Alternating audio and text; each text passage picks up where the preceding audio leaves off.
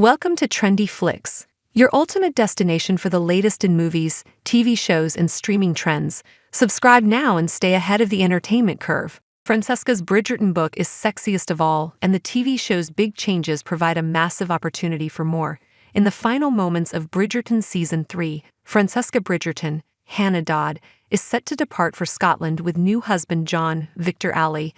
After enjoying a quiet romance during the Poland season, Francesca was reintroduced to the Bridgerton clan this past season, and a big plot point was how different she is from her sibling, much more reserved and shy. It makes sense then that the character would relish a quiet estate in the country, rather than continue in the hustle and bustle of London. Just before Francesca and John are set to depart to their new home, however, John introduces Francesca and Eloise, Claudia Jessie, to his cousin Michaela, Masali Baduza, whom viewers see Francesca has an instant spark with. Book readers' ears likely perked up, because in Julia Quinn's Bridgerton book about Francesca, when he was wicked, John has a cousin, Michael, who has secretly been in love with Francesca since he first met her.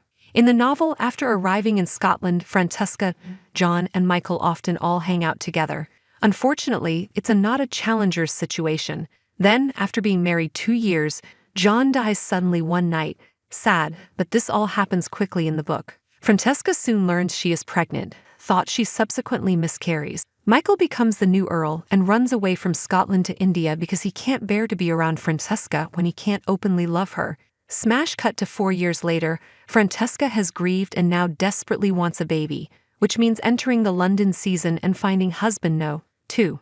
Michael is also back and also on the marriage mart. Would you believe these two continue to circle each other for half the book, both pining for each other, both not wanting to betray John's memory? It's all very tragic and weepy and repressed, which honestly makes it one of the better Bridgerton novels. Colin Bridgerton, Luke Newton, is especially charming in this installment, as a delighted keen observer who instantly sees where all this mutual lust is heading. The other crucial thing to note, and I'm just spreading information here, is that because Francesca is a widow as opposed to a maiden, propriety rules are relaxed a bit. Suffice it to say, lots of sex ultimately happens before they get to their very happily ever after together. It is a bodice ripper, after all, this time with plenty of literal bodice ripping.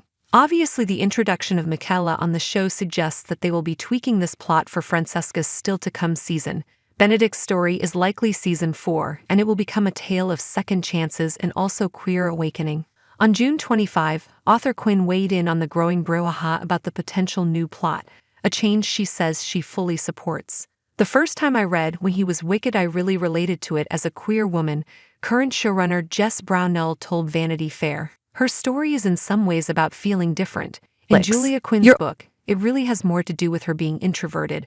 But for many of us in the queer community, that sense of feeling different from a young age is part of our stories. So I felt like there was already thematic richness in her book to mine for her story. The show already picks and chooses what plots and character details to bring to the foreground, so while this is a more clear-cut example of a change, it's far from the only one in the Netflix smash's quest to be a more inclusive love story and improve upon the books. With an existing blueprint of a steamy novel that focuses on stepping outside of your shell, taking risks, and the joys of oral sex, Netflix has an exciting opportunity to tell a tale of forbidden love, as well as put a new spin on what fans can imagine when it comes to historical romance.